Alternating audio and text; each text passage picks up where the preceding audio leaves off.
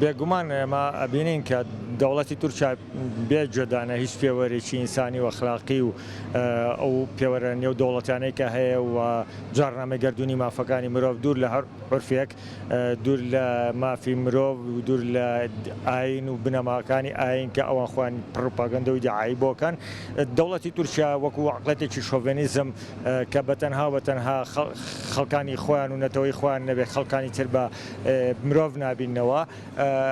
هەوڵی بەردەوامیان هەیە بۆ ئەوەی کە عقڵەتی شۆڤێنیزم لە ناو گەلانە دروستکەن و گەلانی ناوچەکە بکەن بە گژێگا. لەم چوارچەوەیەدا بەردەوام پەلامارەکانی بۆ سنوورەکانی باشووری کوردستان و ڕۆژاوای کوردستان هەروە لە ناو خودی دەوڵەتی تورکیایە کە هەمومانە بینین چۆن ڕۆژانە ئازادی خوازان کوشت و بڕەکرێنەوە، ژیرێن و ئەخرێنە کونجی زیندانەوە. ئێمە بەردەوامە بینین کە دەوڵەتی تورکیا ئینتیهاکی هەموو ئەو بنەما سەرەتایانێ جارنامەگەردوونی مافەکانی مرۆڤەکە و ئێمە وەکو دەستەی داکۆچی یاخو وەکو بەرەی پشتیوانی لە ڕۆژاوای کوردستان بەردەوام لە شەقام بووین و ئیدانەی ئەو کار و کردەوانەمان کردووە کە دەوڵەتی تورکیا پێویستاوە و ئێمە زانین کە دەوڵەتی تورکیا چ لە باشووری کوردستان چ لە ڕۆژاوی کوردستان بەردەوام لە دەستدرێژی و هەوڵاتی سڤیلە کاتە ئامانج و دار و بەرد و خاچی کوردستانە سووتێنێەوە هەموو ئەمانە دوورە لە هەر عرفێکی ئینسانی. ئێمە جەختەکەینەوە لەسەرەوەی کە باوی ئەوە نەماوە بە ئاگرواسن مامەڵە لەگەڵ با بڵێن داواکاری گەلێکی ستەمدیدەی 40 ملیۆنیا بکرێ و هەرگیزا و هەرگیز کوشت و بڕ و کونجی زیندان و ئاگرو ئاسن چارەسەری گرفتی یاخود با بڵێن چارەسەری ئەو بارودۆخە ناکەن کە لە ناوچەکە هەیە. بۆیە باشترین شدەوەیە کە گەڕانەوە بۆ سەر مێزی گفتوگۆ و دیالۆگ و چارەسەریکردنی ئەو گرفتانی لە ناوچەکە هەیە بە پێدانەوەی حەق و مافی ئەو خەڵکانەی کە مافیان لێ زەوت کراوە. ئەوە گەلی کووردە ستەمی لێکراوە،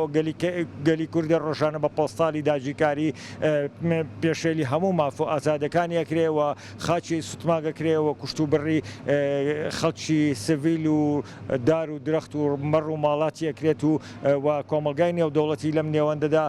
تەنها وەکو یعنی سیرکەرێک بەستاوە و هیچ هەڵوەستێکی جددی و ئینسانیانەی نییە. تورکیا لە ناوخۆی خۆیدا کێشە و قەیران و ئاڵۆزیەکی زۆری هەیە، هیچی بۆ چارەسەر ناکرێت. تەنها بابەتێک کە بتوانێت وەک ماتریالێک بەکاری بهێنێت بۆ هەڵبژاردننی 2023 کە ئەوەندەی نەماوە، بابەتی شەڕە، بابەتی داگیرکاریەکانێتی لە باشووری کوردستان و لە ڕۆژاوای کوردستان، بابەتی ئەو کورد کوشتنەیە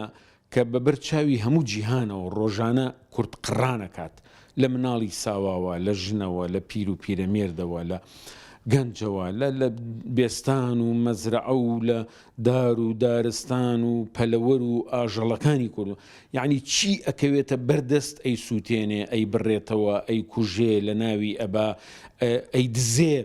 یعنی ئەمە بووە بە ماتریالێکی زۆر باش بۆ تورکیا. یەک بۆ ئەوەی کێشەکانی ناوخۆی هەناردە بکاتە دەرەوە، دوو بۆ ئەوەی وەکو ماتریالێک لە داهاتوودا بەکاری بهێنێ، سێ دەوڵەتی تورکیا یا با بڵێن سەرانی دەسەڵاتدار لە تورکیا ئەمە بە مەترسی دەستکەوتی کورد، هەبوونی دەستکەوتی سیاسی کورد لە هەر پارچەیەکی کوردستان بە مەترسی بۆ سەر ئەمن و ئاسایشی نەتەوەی خۆیانی دادەنێن. پرسیارە جەوهەریەکە ئەمەیە،